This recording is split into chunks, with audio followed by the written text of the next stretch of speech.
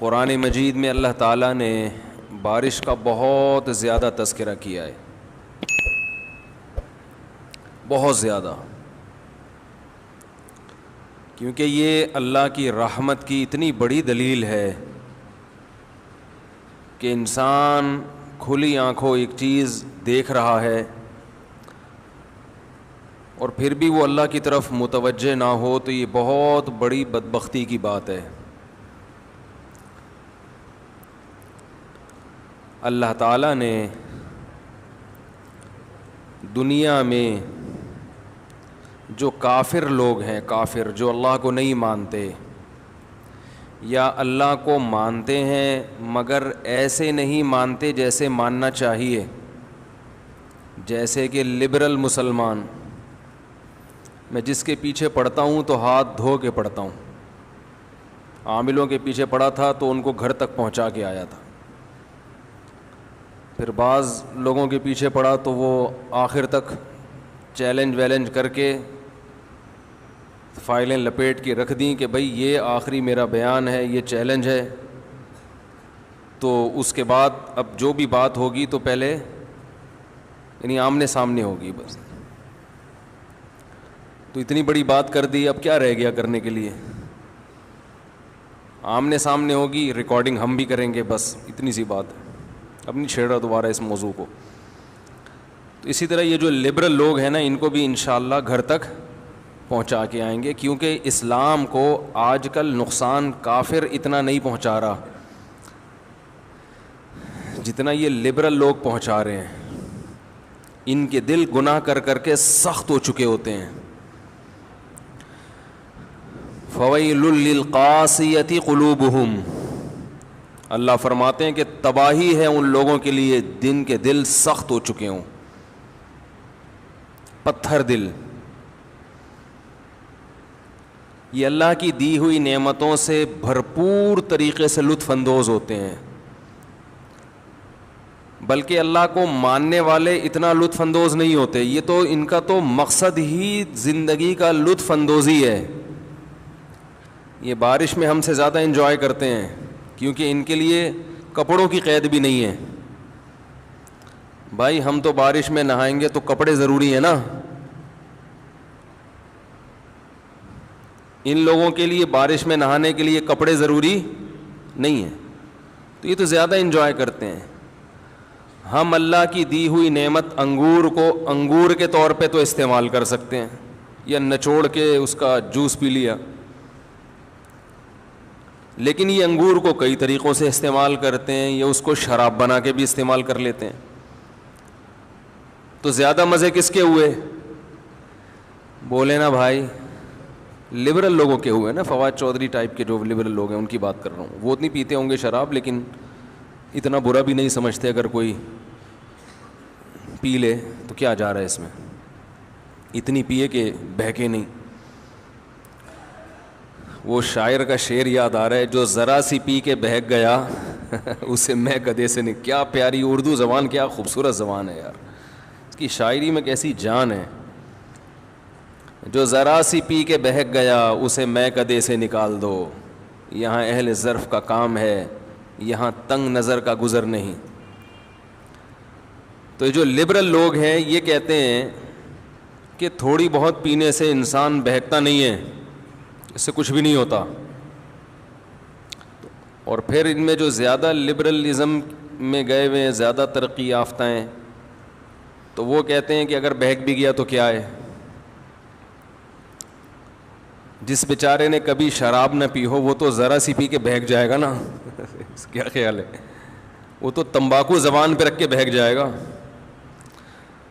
شعر دوبارہ سن لیں، اس کا اس موقع پر کوئی مطلب نہیں بنتا، لیکن مزیدار شعر ہے۔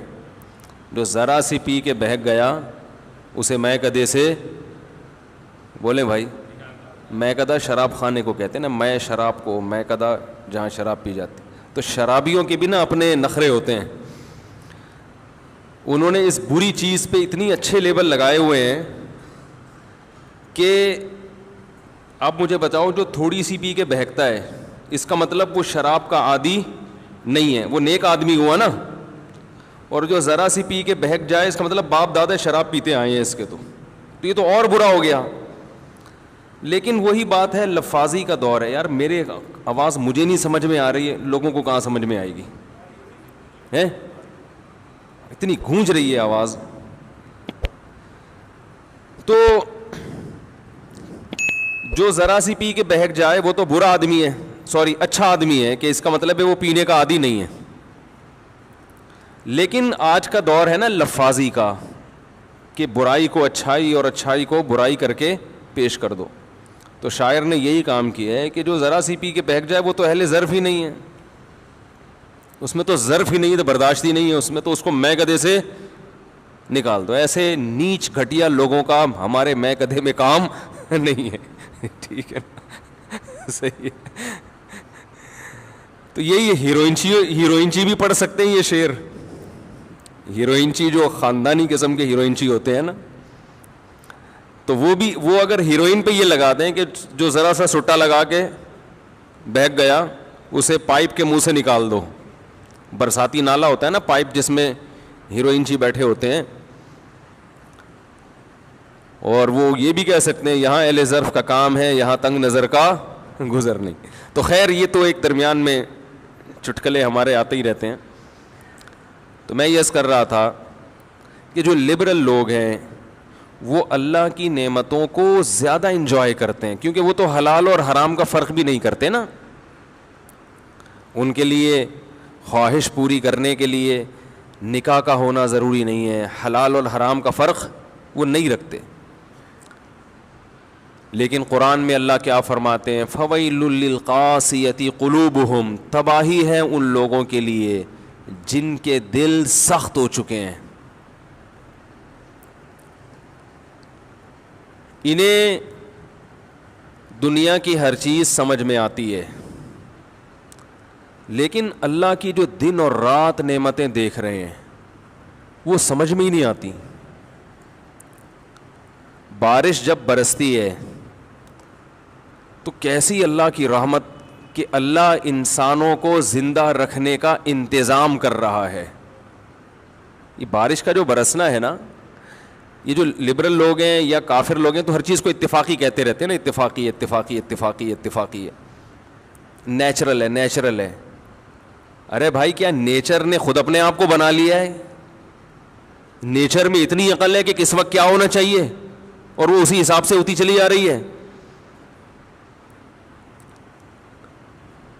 نیچر تو ایک فرضی چیز ہے، نیچر تو خود کریٹڈ ہے، وہ کیسے کریٹر ہو سکتی ہے بھائی؟ ہم لوگ کہتے ہیں نا یہ آدمی بائی بورن ایسا ہے، پیدائشی ایسا ہے. کیا مطلب؟ اسی فطرت پہ اس کو پیدا کیا گیا ہے. تو یہ بھی پیدا، اور اس کی جو فطرت ہے وہ بھی پیدا شدہ ہے. تو لیکن اتنی عقل نہیں ہے جو اللہ کو نہیں مانتے یا اللہ کی نہیں مانتے. بہت سے لوگ اللہ کو مانتے ہیں، جیسے ہمارے جو لبرل مسلمان ہیں نا، اللہ کو مانتے تو ہیں لیکن اللہ کو یہ والا ماننا قبول نہیں ہے. اللہ کہتے ہیں مجھے اس قسم کے ماننے کی چندہ ضرورت نہیں ہے. جیسے آپ اپنے ابا کو کہتے ہو ابا آپ میرے ابا ہیں، لیکن ابا کہتے ہیں بیٹا آئی ڈی کارڈ میں میرا نام ڈال لو ولدیت میں، آپ اس کے لیے بھی تیار نہیں ہوتے. ابا کسی کام کا آپ کو کہتے ہیں، آپ اس کے لیے تیار نہیں ہوتے. ہاں ابا سے پیسے لینے کے لیے آپ آ جاتے ہیں. جب پیسے لینے کی باری آتی ہے تو ابا کہتے ہیں بیٹا بات تو میری کوئی مانتا نہیں ہے. تو آپ جواب میں کہتے ہیں ابا بہرحال ابا تو آپ ہی کو مانتا ہوں. تو ابا کہیں گے مجھے ایسے ابا ماننے کی چندہ ضرورت نہیں ہے، جو تمہارے مفاد میں جا رہا ہو، اور جب تمہارے مفاد پہ ضرورت پڑتی ہو تو میں ابا نہیں ہوں. تو آج کے جو مسلمان ہیں جو زیادہ پڑھ لکھ جاتے ہیں، زیادہ، کیونکہ یہ لبرلزم پڑھے لکھے لوگوں میں زیادہ ہے، کیونکہ ان میں تکبر پیدا ہو جاتا ہے کہ ہمیں بہت کچھ آتا ہے. پھر یہ مولویوں کو گھٹیا سمجھنا شروع کر دیتے ہیں، جاہل سمجھنا شروع کر دیتے ہیں. بلکہ مولوی کی بات اگر لاجک کے مطابق ہوگی نا، بلکہ وہ کوئی سائنسی تحقیق بھی پیش کرے گا سائنسدانوں کے حوالوں کے ساتھ، اس کو بھی نہیں مانتے کیونکہ یہ مولوی نے کہہ دی بات. یہ تکبر ہے. ایک تو آپ نے علم کا جو معیار ہے نا وہی غلط ہے آپ کا. بعض لوگوں کی نظر میں انگلش آنا علم کا معیار ہے. اس کا مطلب جاپان میں تو سارے جاہل رہتے ہیں، فرانسیسی سارے جاہل ہوتے ہیں، ناروے کے لوگ سارے جاہل ہیں. یورپ میں تو انگلش اکثر لوگ نہیں سمجھتے، وہاں کے سائنٹسٹ بھی نہیں سمجھتے. بعض چیزیں فرانس میں ایجاد ہوتی ہیں، کتابیں لکھی جاتی ہیں، ان کا انگلش میں ترجمہ بعد میں ہوتا ہے. گوروں میں یعنی جو انگریز ہیں ان میں بعد میں آتی ہے وہ چیز. تو کیا وہ فرانس کے سائنسدان جاہل ہیں جن کو انگلش نہیں آتی؟ تو یہ ہمارے دماغوں پہ انگلش آنا بہت اچھی بات ہے، بین الاقوامی زبان ہے، جتنی زیادہ زبانیں آئیں اتنا اچھا ہے، اور ان میں انگلش تو سر فہرست ہے. لیکن یہ کوئی علم کا معیار نہیں ہے. ایک مسلط کر لی ایک چیز اپنے اوپر. لاجک کی بات اردو میں ہوگی، علم کی بات اردو میں ہوگی تو وہ بھی اسی طرح قابل احترام ہے جیسے پنجابی میں ہو تو بھی قابل احترام. اگر کوئی آپ کو پنجابی میں حدیث سنائے تو کیا اس بیس پہ رد کریں گے کہ یہ کس میں سنا رہا ہے؟ بولنے پر اردو میں بولنے میں تو انگلش تھوڑی بلوا رہا ہوں. اس بیس پہ رد کریں گے کہ یہ پنجابی. نیوٹن کا قانون اگر کوئی سندھی میں سنائے ہے تو کیا وہ غلط ہوگا؟ بھائی بات یہ ہوتی ہے کہ آپ بات کیا کر رہے ہیں. تو تکبر کی وجہ سے ہمارے جو پڑھا لکھا طبقہ ہے دنیاوی اعتبار سے، سب نہیں زیادہ تر لوگ دین کے قریب آنے کے بجائے دور ہوتے چلے جا رہے ہیں، کیونکہ وہ مذہبی لوگوں کو خاص طور پر علماء کو جاہل سمجھتے ہیں. کہتے ہیں ان کو پتہ کیا ہے دنیا کا.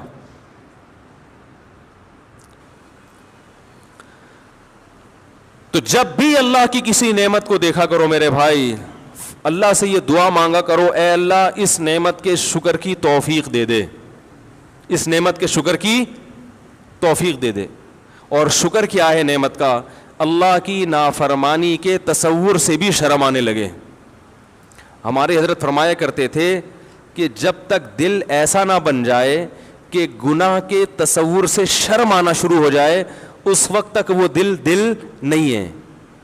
وہ صرف باڈی کے لحاظ سے دل ہے، وہ تو گدھے میں بھی ہوتا ہے.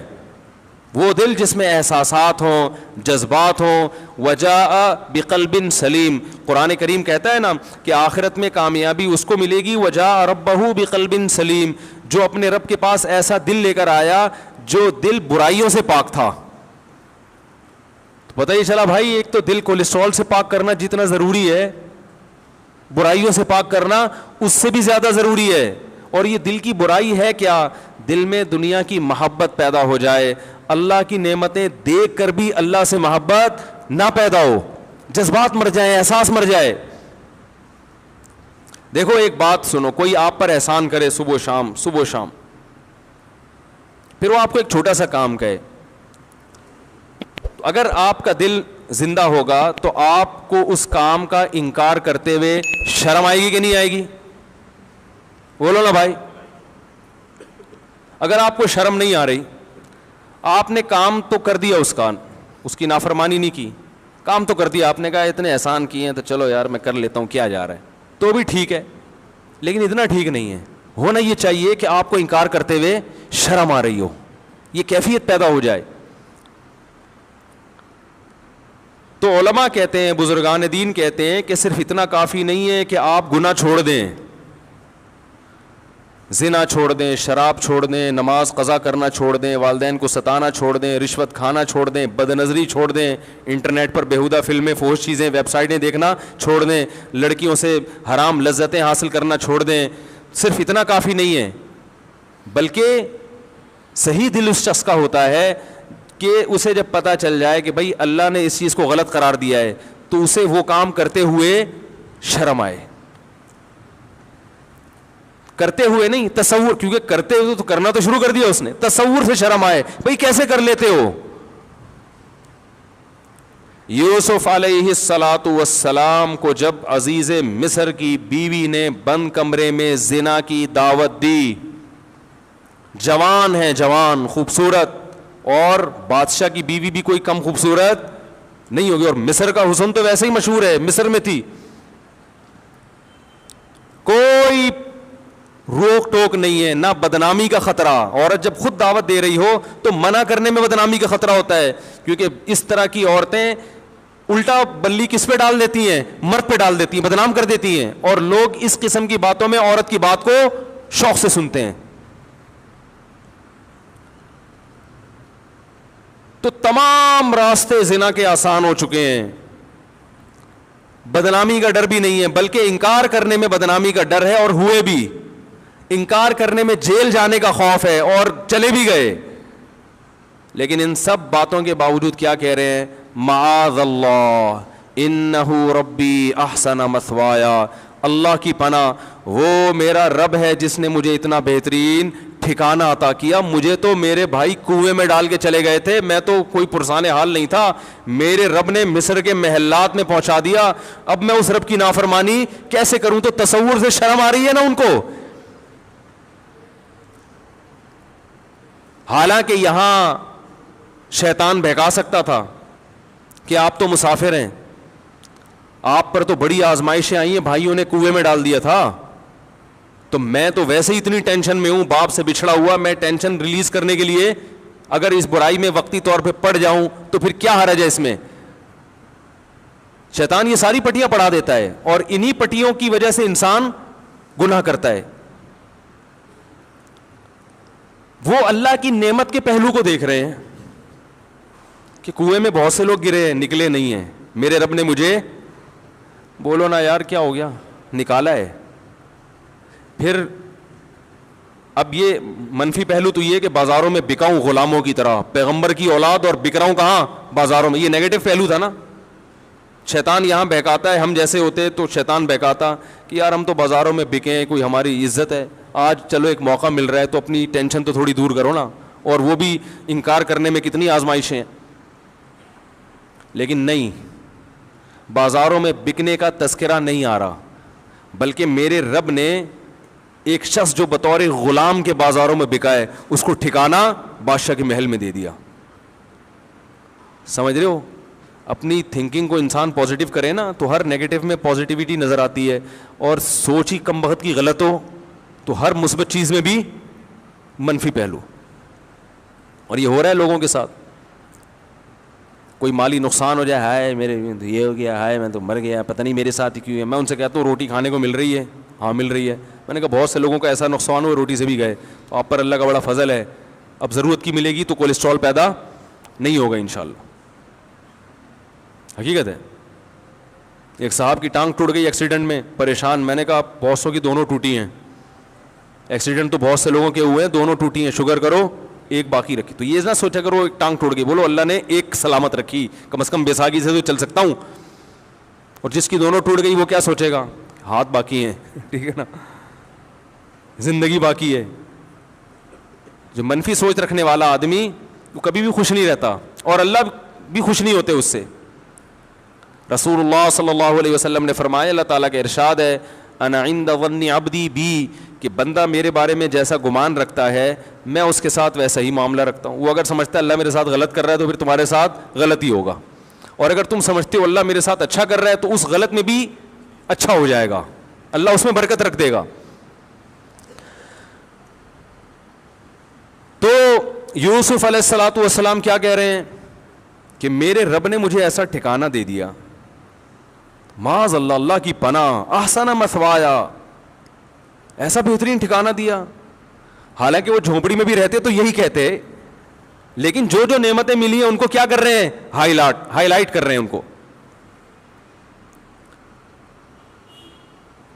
انہ ربی احسن مثوایا، اللہ کو آپ کا یہ جملہ کتنا پسند آیا، کتنا پسند آیا۔ اللہ فرماتے ہیں ہم نے یوسف کو برائی سے بچایا، کذالک لنصرف عنہ السوء والفحشاء، اس طرح ایسا ہوا تاکہ ہم ان کو برائی سے ہم نے ان کو پھیر دیا، اس لیے کہ وہ ہمارے مخلص بندوں میں سے تھے۔ تو انسان جب کوشش کرتا ہے تو اللہ کی مدد بھی اس کے ساتھ شامل ہوتی ہے. زانی دنیا میں بہت گزرے ہیں, آج بھی لوگ ذرا ذرا سی بات پہ زنا کر لیتے ہیں. زنا ہمارے معاشرے میں بہت تیزی سے پھیل رہا ہے, کیونکہ ہماری حکومتوں کی پالیسیاں ایسی ہیں کہ وہ عفیف اور پاک دامن معاشرہ چاہتے ہی نہیں ہیں. ابھی جو گورنر نے قانون پاس کیا تھا نا عبایا کا اسکولوں میں, ہمارے ایک استاد سے اس گورنر صاحب کی بات ہوئی, انہوں نے بتایا کہ وہ گورنر کہہ رہا ہے میں اکیلا لڑ رہا ہوں اور میرا ساتھ دینے والا ایک آدمی بھی نہیں ہے. ظاہر ہے بیچارے کو ہتھیار ڈالنے پڑے. سب لوگوں نے مخالفت کی, جتنے بھی ہمارے حکومت میں نمائندے بیٹھے ہوئے ہیں سب نے عبایا کی مخالفت کی. تمہارا کیا جا رہا تھا یار, اگر وہ بچیاں عبایا پہن لیں تمہیں کیا تکلیف ہو رہی ہے اس سے؟ وہ گورنر یہاں تک بیچارہ اتنے پریشان ہوئے, وہ گورنر صاحب وہ کہنے لگے کہ میں نے ارادہ کیا میں استعفیٰ دے دیتا ہوں. ایک عبایا کا قانون جس میں نہ کوئی دیوبندی, بریلوی, اہل حدیث کوئی اختلاف نہیں ہے, شیعہ بھی مانتے ہیں, سب مانتے ہیں, اور ساری دنیا مانتی ہے کہ پاکستان اسلام کے نام پہ وجود میں آیا ہے.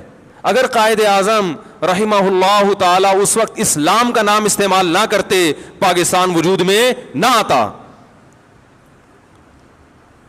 تو یہ ناشکری ہے یا نہیں ہے کہ اللہ نے جب آپ کو ایک نعمت دے دی, آپ کو ایک کنٹری دے دیا, اللہ نے اپنا کام کر دیا, اور آپ اللہ نے جو آپ کی ذمہ داری لگائی تھی آپ وہ پورا کرنے کے لیے تیار نہیں ہے. ایک قانون پاس ہونے کے بعد ختم ہو رہا ہے, تو بس زلزلے نہیں آئیں گے تو کیا آئے گا میرے بھائی؟ تباہی نہیں آئے گی تو غربت, مہنگائی. دیکھو مسلم کنٹریز کو غیر مسلم پر قیاس مت کرو, ان کی کامیابی کے اصول کچھ اور ہیں, ہماری کامیابی کے اصول کچھ اور ہیں. بنی اسرائیل پیغمبروں کو مانتے تھے, جب انہوں نے پیغمبروں کی نافرمانی کی اللہ نے غلام بنا دیا, اور فرعون پیغمبروں کو شروع سے ہی نہیں مانتا تھا, اس کو اللہ نے حکومت دے دی تھی. وہ تو پہلے سے نافرمان تھا, مگر پھر بھی مصر میں فرعون کوئی ایک تھوڑی تھا, فرعون تو بہت سارے تھے, انہیں کی حکومت تھی. حالانکہ وہ تو بنی اسرائیل سے بڑا نافرمان تھا, وہ تو کہتا تھا میں رب ہوں, پھر بھی اللہ نے فرعون کو حکومت دی. اور بنی اسرائیل جو اللہ کو مانتے ہیں مگر اللہ کی نافرمانی کرتے ہیں, اللہ نے ان کو کیا بنا دیا؟ غلام بنا دیا. پھر جب بنی اسرائیل موسیٰ علیہ السلام کی دعوت پر لبیک کہتے ہیں اور پھر شریعت کو فالو کرتے ہیں, پھر اللہ انہیں دوبارہ فرعون پر حکومت عطا کرتے ہیں. کافر کتنا بھی اللہ کا نافرمان بن جائے, کیسا باغی بن جائے, وہ دنیا میں کامیاب ہو سکتا ہے, مسلمان خدا کی قسم کامیاب نہیں ہو سکتا. ذلیل در ذلیل در ذلیل ہوتا رہے گا. ہمارے لبرل حکمران سمجھتے ہیں کہ ہم عبایا کا قانون ختم کر کے, کو ایجوکیشن کو بحال کر کے, ملک میں اس طرح کا ماحول پیدا کر کے جو بڑی طاقتیں ان کو خوش کر لیں گے, ان سے قرضے مل جائیں گے اور ملک ترقی کرے گا. نہیں کرے گا. آپ کا تشخص ختم ہو جائے گا, آپ دنیا میں ذلیل سمجھے جاؤ گے, غلام سمجھے جاؤ گے. دنیا کہے گی نہ یہ ادھر کے ہیں اور نہ ادھر کے ہیں. دیکھو مسلمان کتنا مرضی بے حیا ہو جائے, وہ اس میں کافروں کا مقابلہ نہیں کر سکتا. لوگ مجھ سے میرے تو ہر قسم کے طبقے کے ساتھ بیٹھنا ہوتا ہے نا. اکثر لوگ مجھے کہتے ہیں, ہمارے جو دوست احباب ہیں نا, کہتے ہیں یار یہ پاکستان فلمیں بناتا ہے, ویسی بنتی نہیں ہے. ہمارے ایک سنگر سے کچھ دن پہلے ملاقات ہوئی, غریب, تو میں نے کسی دوست سے پوچھا, میں نے کہا یہ تو سنگر ہے بھائی, اس کو تو پیسہ ہونا چاہیے. انہوں نے کہا پاکستان کے سنگروں کے پاس پیسہ, بولو بھائی, نہیں ہوتا. یہ اس طرح سے ناچ ہی نہیں سکتے جیسے ہندو ناچتے ہیں, یہ اس طرح کی فلمیں بنا ہی نہیں سکتے جیسی. تو میں نے کہا بھائی وہ بے حیائی کی وجہ سے اگر ان کو ترقی ہو رہی ہے تو یہ بھی کہہ رہی ہے یہ وہ اس اسٹائل میں بے حیائی بھی نہیں پھیلا سکتے, پکڑے جاتے ہیں. تو میں نے کہا دیکھو یہ اس کی علامت ہے کہ مسلمان ہے نا, وہ کتنا بھی ان جیسا بننے کی کوشش کرے گا وہ بنتا نہیں ہے, ان جیسا ناچ ہی نہیں سکتا, کیونکہ ناچنا کوئی پسندیدہ کام تھوڑی ہے. بتاؤ کوئی صدر یا وزیر اعظم اگر ناچے اچھا لگے گا؟ پتہ چلا ناچنا انسانی وقار کے خلاف ہے. تو جو چیز وقار کے خلاف ہے اس میں کافر ہم سے زیادہ اچھا ہے. ان کے یہاں مائیکل جیکسن بھی پیدا ہوگا, ان کے یہاں اس جیسے ڈانسر پیدا ہوں گے, ہمارے یہاں بڑے مشکل ہیں, کیونکہ وہ اس طرح ہو تھوڑا سا ایک غیرت کا رہے گا نا, وہ تو وہ وہاں تک نہیں پہنچ سکتے بھائی آپ ان چیزوں میں. بہت مشکل ہے سمجھانا. آپ جتنی بھی کوشش کر لو تو چھوڑ دو ان کو, بولو یہ ناچنا گانا آپ میراثی ڈھولکی آپ اچھے ہو, آپ ڈیفنس کی لائن میں محنت کرو, آپ ایجوکیشن پہ محنت کرو. ہم نہیں ہو سکتے ویسے. تو اللہ نے ایک حدود رکھی ہے نا, ایک پردہ رکھا ہوا ہے. دیکھو اسلامی ملکوں میں بھی بہت ساری ملکوں میں بے حیائی پھیلی ہے, لیکن پھر بھی وہ یورپ کا مقابلہ نہیں کر سکے. ترکی بڑا لبرل کنٹری ہے, اور ایک تقریباً 100 سال سے لبرل بنانے کی ان کے حکمرانوں نے پوری ایڑی چوٹی کا زور لگا دیا کہ ترکی کی گورنمنٹ کو, ترکی کی جو حکومت ہے, جو ترکی کی جو کنٹری ہے, اس کو بالکل یورپ جیسا بنا دو. مگر اب بھی یورپ جیسا نہیں بنا سکے, کیونکہ وہ کلمہ گو مسلمان ہے, اسلام کے اثرات ہیں ان کی نسلوں میں. بہت بے حیائی پھیلی ترکی میں, مگر پھر بھی یورپ جیسے نہیں بن سکے. ایک لاشعوری طور پر نا ان میں حیا ٹرانسفر ہوئی ہے. تو آپ میرے بھائی جس ترقی میں ان کا مقابلہ کرنا چاہتے ہو, جس قسم کی ترقی میں, جو لبرلزم والی ترقی ہے, آپ ان کے برابر نہیں پہنچ سکتے. وہ اپنے ملکوں میں ان کو یہ چیزیں آپ سے زیادہ اچھی نظر آتی ہیں.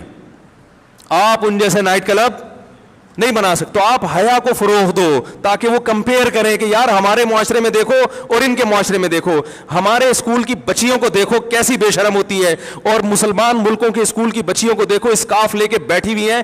اس طرح سے تو شاید آپ کا کوئی تشخص برقرار ہو جائے اور آپ کو کچھ لوگ ان میں سلوٹ کرنا شروع کر دیں, ورنہ آپ نہ ادھر کے رہو گے اور نہ ادھر کے رہو گے. وہ کہتے ہیں نا کوا چلا ہنس کی چال اپنی بھی بھول گیا. تو چھوڑ دو, اس چیز میں آپ کو عزت نہیں ملے گی. عرب کنٹریز کا بھی یہی حال ہے, بے حیائی کو پھیلا دیا تو کیا ان عربوں کی عزت ہو رہی ہے دنیا میں؟ مجھے یاد ہے ہم بچپن میں کتابیں پڑھا کرتے تھے, کوئی گورا عرب کنٹری میں وزٹ کر کے آتا جہاں اسلام نافذ ہے, خوش ہو کے جاتا. میں نے ایک بچپن میں ایک واقعہ پڑھا تھا کہ عرب جو میاں بیوی تھے نا, وہ سعودی عرب گئے, انہوں نے اسلام قبول کر لیا. بہت پرانی بات ہے. پھر جب وہ اپنے ملک میں گئے تو انہوں نے کتاب لکھی, اپنا واقعہ لکھا, کمپیئر کیا کہ کیسے حیا کے نظام سے نکل کر ہم بے حیائی میں آ رہے ہیں, اور وہاں کتنا اچھا فیل کرتے تھے. بھائی بے حیائی ایسی چیز ہے, ایک وقت تک اچھی لگتی ہے, اس کے بعد انسان کو یہ اچھی نہیں لگتی. حیا اچھی لگتی ہے انسان کو. آپ اپنے ملکوں میں اگر بے حیائی پھیلا, یہ پرانے سعودی عرب کی بات کر رہا ہوں, اب بھی بہت ملکوں سے بہت بہتر ہے, لیکن جا اسی ٹریک کی طرف رہا ہے جہاں ساری دنیا جا رہی ہے. تو وہ ان چیزوں سے آپ سے متاثر نہیں ہوں گے, کہ ہمارے ملکوں میں یہ تم سے زیادہ ہیں, تم کہاں تک پہنچو گے. حیا کے نظام کو آپ فروغ دو تو وہ آپ کو سلوٹ کریں گے, کہیں گے ہمارے ہاں سب کچھ ہے, یہ نہیں ہے. تعلیم بھی ان کے ہاں بہت ہے. تو آپ نے ایک چیز آپ کا ترہ امتیاز تھی, ایک چیز آپ کے لیے قابل فخر تھی. دیکھو ایک آدمی کی بیوی مکمل پردہ کرتی ہو یا پردہ بالکل نہ کرتی ہو, تو اگر بالکل بھی پردہ نہیں کرتی, بالکل گوروں کی طرح رہتی ہے, تو بہت سی ماڈرن عورتیں اس کو لائک کریں گی, ماشاءاللہ براڈ مائنڈڈ ہے. دیندار عورتیں پسند نہیں کریں گی. ایسا ہی ہوگا نا. اور ایک خاتون ہے بہت زبردست پردہ کرتی ہے, تو ماڈرن عورتیں ممکن ہے کچھ اعتراض کریں, لیکن دیندار خواتین اس کو لائک کریں گی. لیکن جو بیچ کی خاتون ہے اسے نہ پردے والی پسند کریں گی اور نہ, بولو بھائی, ماڈرن عورتیں. ماڈرن عورتیں اس پہ اعتراض کریں گی, باہر نکلتے ہوئے عبایا لیتی ہے اور جو پردے دار ہے کہیں گی باہر جب نکلتی ہے تو چہرہ تو تمہارا کھلا ہوا ہوتا ہے, تم جوان ہو اور چہرہ کھول کے گھوم رہی ہو, مردوں سے بات چیت کر رہی ہو, تو ادھر ہو جاؤ یا ادھر ہو جاؤ. تو بیچ کا کسی کو بھی اچھا نہیں لگتا. تو اللہ تعالیٰ نے بھی میرے بھائی یہ نعمتیں ہمیں دی ہیں. اللہ نے اصول اور ضابطہ بیان کر دیا کہ تم بنی اسرائیل کی طرح ہو, پیغمبروں پر تمہارا ایمان ہے. تم اگر اپنی ذمہ داری پوری نہیں کرو گے, اللہ کی نافرمانی سے نہیں بچو گے, اللہ تمہیں تباہ و برباد کر دے گا, جیسے کہ ہو رہے ہیں, ہم بھوکے ننگے ہوتے جا رہے ہیں. اللہ سے دعا ہے کہ یہ جو نعمتیں اللہ نے ہمیں دی ہیں, اللہ ان نعمتوں کا استحضار نصیب فرمائے, اور ان نعمتوں کو دیکھ کر ہمیں اپنی یاد نصیب فرمائے. ہمارے حضرت مفتی رشید احمد صاحب رحمہ اللہ تعالیٰ جب بارش ہوتی تھی بہت جذبات میں آتے تھے اور بہت دعائیں مانگا کرتے تھے کہ اے اللہ اس نعمت کا ہمیں شکر کی توفیق دے دے. اور فرماتے تھے میرے دل میں اللہ کی محبت کے جذبات بھڑکنے لگتے ہیں جب میں بارش دیکھتا ہوں کہ میرا رب سخاوت دکھا رہا ہے اپنی, اور اپنی رحمت کا اظہار کر رہا ہے. کیسے زمین آباد ہو جاتی ہے. اور اتنی بڑی رحمت, رسول اللہ صلی اللہ علیہ وسلم کے پاس ایک صحابی آئے گاؤں سے, یا رسول اللہ قحط پڑ گیا ہے, بارش بند ہو گئی ہے, جانور ہلاک ہو رہے ہیں. آپ صلی اللہ علیہ وسلم نے دعا کی اور بارش کی دعا کی, اتنی بارش ہوئی ہے 3 دن تک برستی رہی ہے. وہ صحابی دوبارہ آئے, یا رسول اللہ کھیتیاں ہلاک ہو رہی ہیں, جانور ہلاک ہو رہے ہیں. آپ صلی اللہ علیہ وسلم کے الفاظ دیکھیں, آپ نے فرمایا اللہم حوالینا لا علینا. یہ نہیں فرمایا کہ اللہ اس بارش کو بند کر دے, یہ تو رحمت ہے, اے اللہ اس کو ہمارے اطراف کی طرف لے جا, ہم پر نہیں بلکہ ہمارے شہر کی سے آبادی سے دور اطراف کی طرف لے جا. علماء نے لکھا ہے اس سے صاف پتہ چلتا ہے کہ رسول اللہ صلی اللہ علیہ وسلم نے بارش کے بند کرنے کی دعا نہیں مانگی, کیونکہ قرآن بہت تذکرہ کر رہا ہے اس کا. تو اللہ جیسے اس بارش سے مردہ زمین کو زندہ کرتا ہے, اے اللہ تو ہمارے دلوں کو بھی حیات اور زندگی دے دے. دل مردہ ہیں, زمینیں زندہ ہو رہی ہیں, زمینوں میں پیداوار پیدا ہو رہی ہے, مگر دل میں اللہ کی محبت کے چشمے جاری نہیں ہو رہے. اور قرآن نے اس کی بہترین مثال دی ہے, وَإِنَّ مِنَ الْحِجَارَةِ لَمَا يَتَفَجَّرُ مِنْهُ الْأَنْهَارُ. فرمایا کہ او اشد خشیہ, کہ ان کے دل پتھر سے بھی زیادہ سخت ہو چکے ہیں. پھر فرمایا پتھروں میں بھی تین قسم کے پتھر ہوتے ہیں کہ وَإِنَّ مِنَ الْحِجَارَةِ لَمَا يَهْبِطُ مِنْ خَشْيَةِ اللَّهِ, کہ بعض پتھر ایسے ہوتے ہیں جو پہاڑوں سے لڑک جاتے ہیں, یہ لڑکنے کے لیے بھی تیار نہیں ہے, اپنی جگہ پہ جامد ہوئے ہوئے ہیں. وَإِنَّ مِنْهَا لَمَا يَهْبِطُ مِنْ خَشْيَةِ اللَّهِ وَإِنَّ مِنْهَا لَمَا يَتَفَجَّرُ مِنْهُ الْأَنْهَارُ. اور کچھ ایسے جس میں چشمے پھوٹ پڑتے ہیں. پتھر بھی اتنا سخت نہیں ہوتا, وہ بھی کبھی پانی نکالنا شروع کرتا ہے اور کبھی اثرات قبول کر کے اپنی جگہ سے ہل جاتا ہے. لیکن فرمایا کہ جو لوگ اللہ کو نہیں مانتے یا اللہ کو جیسا ماننا چاہیے ویسا نہیں مانتے, ان کے دل پتھر سے زیادہ سخت ہو چکے ہیں, یہ اپنی جگہ سے ہلنے کے لیے تیار نہیں ہے. یہ اللہ کی نعمتیں دیکھ کر نہ شراب چھوڑنے کے لیے تیار ہیں, نہ زنا چھوڑنے کے لیے تیار ہیں, نہ اپنی ذمہ داریاں پوری کرنے کے لیے تیار ہیں, اور نہ فحش فلمیں اور بیہودہ چیزیں چھوڑنے کے لیے تیار ہیں, نہ زنا اور نہ بدنظری چھوڑنے کے لیے تیار ہیں. تو یہ وہ دل ہیں جو پتھر سے زیادہ سخت ہو چکے ہیں. لیکن اللہ نے ان کو دھمکی دی ہے, فرمایا ہم جو یہ بارشیں برسا رہے ہیں اور نعمتیں تمہیں دے رہے ہیں, تمتعوا, فائدہ اٹھاتے رہو, فإن مصیرکم الی النار, آنا تم نے جہنم کی آگ کی طرف ہے. اللہ پیدا کر کے مار کے چھوڑ نہیں دے گا کہ مٹی ہو کے ختم, نا نا نا نا نا نا نا. یہ سب کچھ اللہ نے جو نظام بنایا ہے آزمائش کے لیے. آج لوگ تکبر کر رہے ہیں, فخر کر رہے ہیں, اللہ کے حکام کی دھجیاں اڑائی جا رہی ہیں, لیکن اللہ نے فرمایا تمتعوا, مزے اڑا لو. میں نے بتایا نا لبرل لوگ زیادہ مزے اڑاتے ہیں, بارش میں بغیر کپڑوں کے انجوائے کرتے ہیں. مولانا لوگ تو بیچارے تھوڑا کپڑوں کا خیال کر لیتے ہیں نا. تو اللہ فرماتے ہیں تمتعوا, بہت مزے اڑاؤ, شرابیں بھی پیو, زنا بھی کرو, حرام دوستی. جو شادی کی بات کرے اس پر تو بولو ہر وقت شادی شادی کرتا رہتا ہے ممبر پہ بیٹھ کے, لیکن زنا کرتے رہو بیٹھ کے, لڑکیوں سے حرام دوستیاں لگاتے رہو, یتیموں کا مال کھاتے رہو, بڑا بھائی چھوٹے بھائی کو وراثت نہ دے, انٹرنیٹ پر پوری رات ننگی فلمیں دیکھتے رہو بیٹھ کے, لڑکیوں سے اسکائپ پہ ویڈیو چیٹنگ کرتے رہو. اللہ فرماتے ہیں تمتعوا, مزے اڑاؤ جتنے اڑا سکتے ہو. ان مصیرکم الی النار, آنا آگ کی طرف ہے, کیونکہ میں رب ہوں, میری سزا پھر میرے حساب سے ہوگی, تمہارے حساب سے نہیں ہوگی. وہ سزا مؤخر اس لیے کی ہے کہ بہت بڑی ہے, چھوٹی موٹی ہوتی تو اسی وقت 2 تھپڑ لگا کے چھوڑ دیتا. یہ تاخیر اس لیے کی ہے کہ مہلت دے رہا ہے, مہلت, اب توبہ کر لو, اب توبہ کر لو, اب توبہ کر لو. نہیں کی تو اللہ فرماتے ہیں موت کا جب وقت آئے گا, پوری دنیا کی دولت بھی اگر دے گا تو میں تیری جان نہیں چھوڑوں گا. کلا انہا کلمۃ ہوا قائلھا, فرمایا اس سے پہلے توبہ کے 2 آنسو بہاتا. زمین اور آسمان نے اگر گناہوں سے زمین اور آسمان کے خلا کو بھر دیا ہے نا, وہ 2 آنسو آگ ٹھنڈا کرنے کے لیے کافی تھے. لیکن جب تو موت اپنی آنکھوں سے دیکھے گا, ساری دنیا کی دولت بھی خرچ کر دے گا, تو اللہ فرماتے ہیں توبہ کا کلمہ ایسا ہوگا, انہا کلمۃ ہوا قائلھا, ایک زبان سے نکلا ہوا کلمہ جو ہوا میں تحلیل ہو گیا. اللہ اپنے قانون میں بہت سخت ہے میرے بھائی. فرعون ساری زندگی نافرمانی کرتا رہا, جب پہلا غوطہ کھایا ہے توبہ کی نا اس نے, اور کیسی پرفیکٹ توبہ کی, کہنے لگا آمنت انہ لا الہ الا الذی آمنت بہ بنو اسرائیل. یہ نہیں کہ میں اللہ پر ایمان لایا, کیونکہ اللہ کے مفہوم میں فرق ہو سکتا ہے اپنے آپ کو اللہ کہہ رہا ہوں, پوری تشریح شرح کے ساتھ حاشیے کے ساتھ کہہ رہا ہے کہ میں اس رب پہ ایمان لایا جو ایک غلام قوم کا رب ہے. صحیح ہے نا. میری جو بنی اسرائیل جو میرے غلام تھے نا, وہ جس کو رب مانتے ہیں میں اس پر کو رب مانا میں نے. اللہ فرماتے ہیں آل آنا, اب ایمان لا رہا ہے, وقد عصیت قبل, اس سے پہلے تو نے نافرمانی کی ہے. ایسا عبرت کا نشان بناؤں گا. فالیوم ننجیک ببدنک لتکون لمن خلفک آیا, تو مر جائے گا تیری باڈی سلامت رہے گی, آنے والے لوگ قیامت تک تیری باڈی کو دیکھ کر عبرت حاصل کرتے رہیں گے کہ یہ ہے جس نے زمین پر ایسی حکومت کی کہ اس کی حکومت کے کھوٹے زمین پہ گڑ گئے.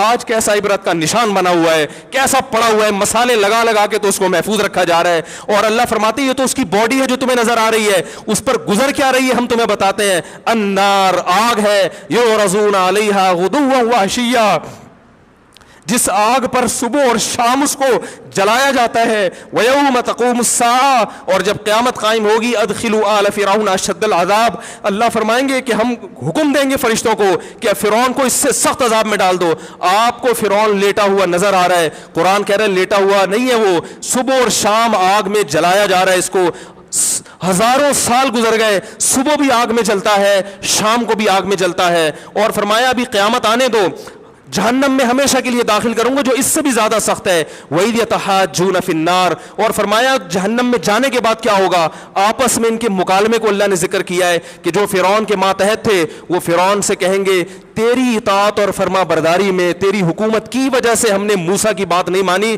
اسے کمزور کہا, تو کہتا تھا موسیٰ کو بولنا نہیں آتا, موسیٰ کے پاس حکومت نہیں ہے, موسیٰ ہماری طرح پڑھا لکھا نہیں ہے, موسیٰ ہماری طرح براڈ مائنڈڈ نہیں ہے, ہم نے تیری دعوت کی وجہ سے موسیٰ کی بات کا انکار کیا, آج ہم آگ میں جل رہے ہیں. فَهَلْ أَنْتُمْ مُغْنُونَ عَنَّا نَصِيبًا مِّنَ النَّارِ, کیا ایک دن کے لیے تو ہم سے آگ کو دور کر سکتے ہو. تو وہ کہے گا کہ میں خود اس جہنم کی آگ میں جل رہا ہوں, میں تم سے آگ کو دور نہیں کر سکتا. اللہ فرماتے ہیں سب مل کے جہنم کے داروغ کے پاس جائیں گے. وقال الذین فی النار لخزنۃ جہنم ادعوا ربکم, کہ فرشتوں سے کہیں گے تم اللہ سے دعا کرو کہ کچھ عذاب میں تخفیف ہو جائے, کچھ مہلت مل جائے. تو فرشتے جواب میں کہیں گے کہ کیا تمہارے پاس ڈرانے والا نہیں آیا تھا, موسیٰ کلیم اللہ جس سے اللہ کوہ طور پہ ہم کلام ہوا کرتا تھا, اس نے تمہیں ڈرایا نہیں تھا کہ تم اللہ کی نافرمانی چھوڑ دو. کہیں گے قالوا بلا, وہ کہیں گے ضرور. اللہ فرمائیں گے پھر اعلان ہوگا فادعوا وما دعاء الکافرین الا فی ضلال, فرشتے کہیں گے اللہ نے ہم پر پابندی لگائی ہے تمہاری سفارش کرنے پر, تم خود اللہ کو پکارو. اللہ فرماتے آج ان کی پکار بیکار جائے گی, کوئی اسے سننے والا نہیں ہوگا. دیکھو جب تک جسم میں روح ہے, ایک دفعہ انسان توبہ کے آنسو بہا دے, ایک دفعہ اللہ سے کہہ دے کہ اے اللہ مجھ سے جو جرم ہوا, اگر کسی نے زنا کیا ہے ایک دفعہ کہہ دے اے اللہ آئندہ نہیں کروں گا. اگر کسی نے شراب پی ہے ایک دفعہ کہہ دے